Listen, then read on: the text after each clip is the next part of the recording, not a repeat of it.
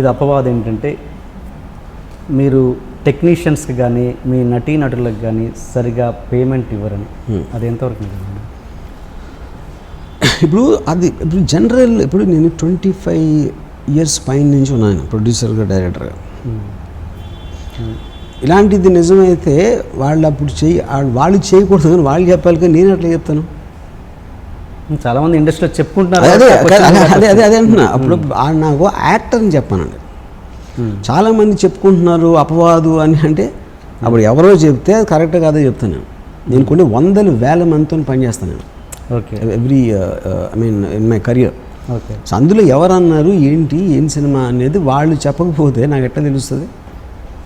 So మీరు పర్ఫెక్ట్గా payment ఇస్తారు. నేను ఎప్పుడు ఇవ్వను. ఫస్ట్ ఆఫ్ ఆల్ నేను ప్రొడ్యూసర్ కాదు, నేను డబ్బుల విషయం నేను చూడను. నా జేబులో ఎప్పుడు రూపాయి ఉండదు. సరే మీరు కాకపోతే అది చెప్తున్నా ఏమండి.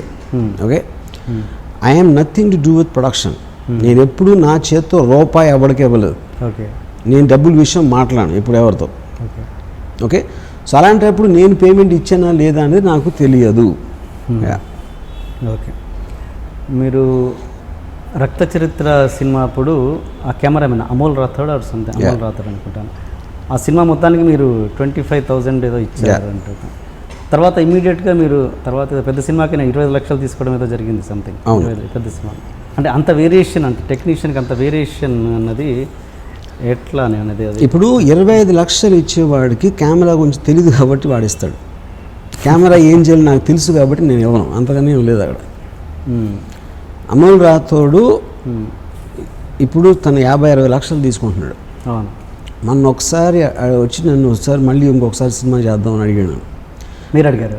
తను అడిగాడు వచ్చి, అంటే నీకు ఏమన్నా మధ్య ఉన్న పోయిందా, నీకు అంత డబ్బులు వస్తున్నాయి, నేను ఎలాగో ఇవ్వనని నీకు తెలుసు, అలాంటప్పుడు నాతో ఎందుకు చేస్తాను అంటే అతను అన్నాడు, లేదు సార్ మీ దగ్గర డబ్బు గురించి ఎందుకు చేస్తాను నేను, నాకు I just want the experience of working with. అంటే నువ్వు మూర్ఖుడు అని చెప్పాను. ఎందుకంటే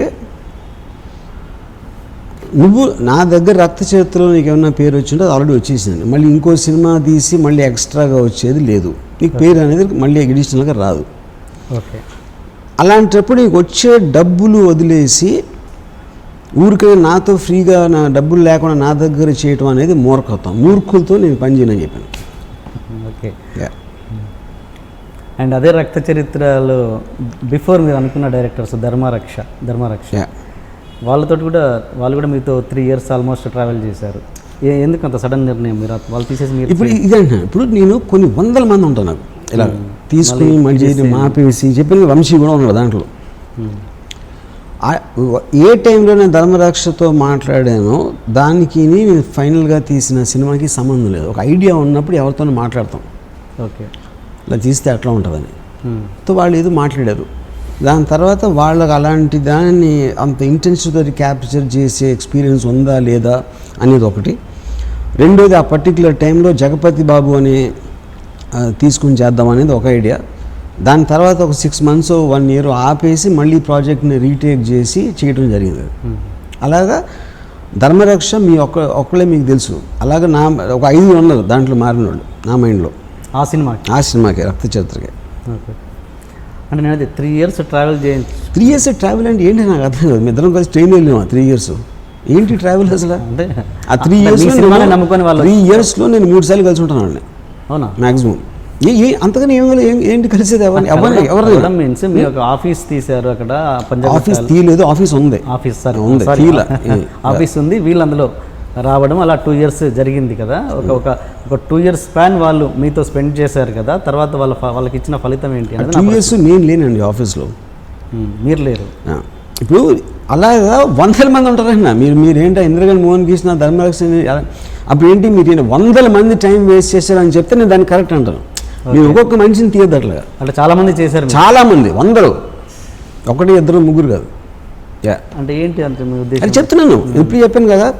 వాడిని టెస్ట్ చేస్తున్నాం, ఆ ప్రాజెక్ట్లో అనుకుంటున్నాం. దాని తర్వాత ప్రాజెక్ట్ సరిగ్గా వర్కౌట్ అవ్వట్లేదు, లేకపోతే నా మైండ్ మారింది, లేకపోతే ఇంకోళ్ళు ఎవరో బెటర్ దొరికారు, లేకపోతే ఏంటంటే రకరకాల ఫ్యాక్టర్స్ ఉంటాయి. ఒక డైరెక్టర్గా తీసుకున్నప్పుడు నాకు ఆబ్లిగేషన్ లేదు దాంట్లో.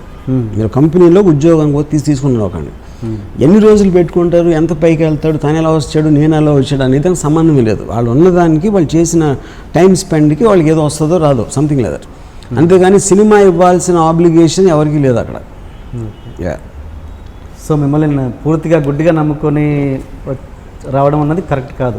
గుడ్డిగా అదే అంటున్నా, గుడ్డిగా నమ్మటం గుడ్డిగా means అదే. మీనింగ్ ఏంటి దాని మీనింగ్? గుడ్డిగా మీన్స్ వర్మ గారు ఒక సబ్జెక్ట్ చెప్పి నచ్చినా కూడా టోటల్ ఫిల్మ్ ఇండస్ట్రీ ఇండియాలో నేను ఇచ్చిన అంతకాలం ఎక్కువ మందికి ఎవ్వరూ ఇవ్వలేదు బ్రేక్ ఎప్పుడు. అదొకటి ఫస్ట్ అర్థం చేసుకోండి. Yeah. నా దగ్గర నుంచి వచ్చిన వాళ్ళు మ్యాక్సిమం డైరెక్టర్స్ ఉన్నారు, హిందీలో కానీ తెలుగులో కానీ. Yes. దాని తర్వాత ఎవరికో చెప్పే వాళ్ళకి ఇవ్వలేదంటే అప్పుడు వాడి కెపాసిటీ అది అడగాలి కదా మీరు క్వశ్చన్. వాళ్ళ క్యాపబిలిటీ తక్కువ ఉంది. నన్ను నమ్మించి ఒప్పించాల్సిన బాధ్యత వాడికి ఉంది, కానీ వాడికి ఇవ్వాల్సిన బాధ్యత నాకు లేదు. లెగిసిన తర్వాత కంపల్సరీగా ఒక 15 minutes పాన్ చూస్తాను.